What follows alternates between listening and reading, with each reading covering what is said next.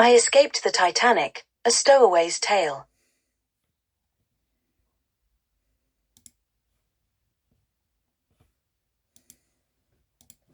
By Thomas Llewellyn. Published, 1913. Prologue. My name is Thomas Llewellyn, and though history might not remember me, I was aboard the RMS Titanic when it met its tragic fate on April 15, 1912.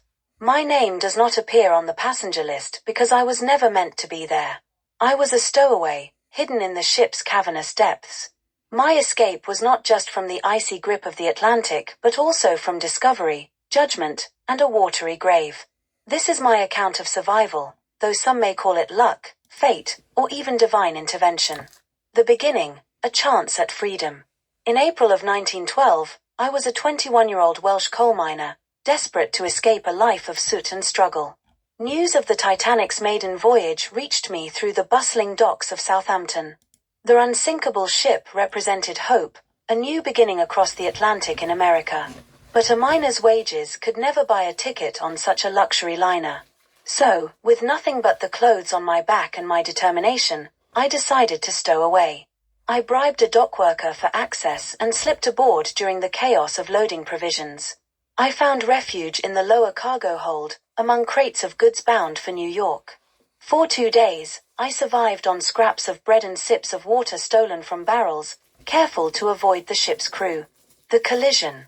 The night of April 14th was eerily quiet. The gentle hum of the engines lulled me into an uneasy sleep. Suddenly, a faint shudder rippled through the ship, like a giant hand brushing against its hull. Moments later, muffled shouts echoed from above. My curiosity outweighed my fear, and I ventured up toward the steerage decks. I overheard crew members speaking in panicked whispers about an iceberg. At first, I didn't understand the gravity of the situation. It wasn't until I saw passengers scrambling for life jackets that I realized the Titanic was sinking. The plan to escape. As a stowaway, I knew I would not be given a place in a lifeboat. The crew would likely toss me overboard for sneaking aboard. I had to think quickly. As chaos erupted, I retreated to the cargo hold, searching for anything that could float. My eyes fell upon a large wooden crate marked musical instruments. Breaking it open with a crowbar, I found it contained a grand piano. The idea was absurd, but desperation breeds creativity. I remembered how tightly sealed wooden pianos were constructed, designed to withstand shipping overseas. If I could float atop it, perhaps I could survive long enough to be rescued. The sinking. I dragged the piano crate through the narrow corridors toward an open deck. By then, the Titanic had begun to list, and the bow was already disappearing beneath the waves.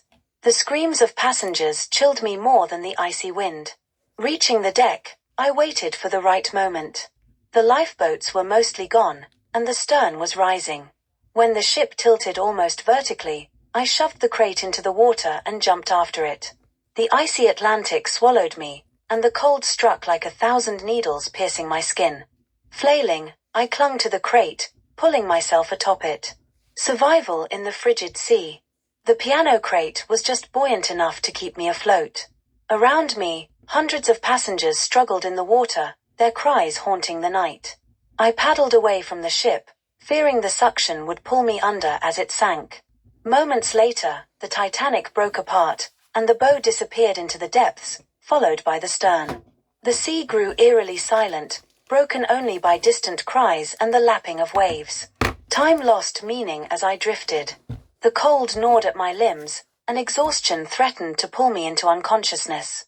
I kicked weakly to keep moving, hoping to avoid being noticed by anyone who might ask questions I couldn't answer. Rescue. Hours later, as dawn broke, the RMS Carpathia arrived. By then, I was nearly frozen and barely clinging to life. A lifeboat spotted me and pulled me aboard. The survivors were too dazed and grief-stricken to notice or question my absence from the ship's manifest. Once aboard the Carpathia, I kept my head low, blending in with steerage passengers. I overheard tales of bravery and loss, of lives forever changed. I shared no stories of my own, merely nodding when spoken to. By the time we reached New York, I had melted into the crowd, disappearing like a ghost. Aftermath. In America, I began anew, working odd jobs and building a modest life.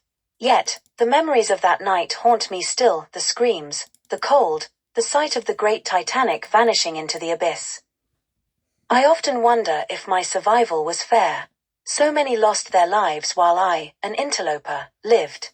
Perhaps sharing my story is my penance, a way to honor those who perished on that fateful night. Conclusion. I escaped the Titanic not because I was braver or more deserving than the others, but because of sheer desperation and a stroke of improbable luck. The great ship may have sunk, but its story and those of its passengers will never be forgotten.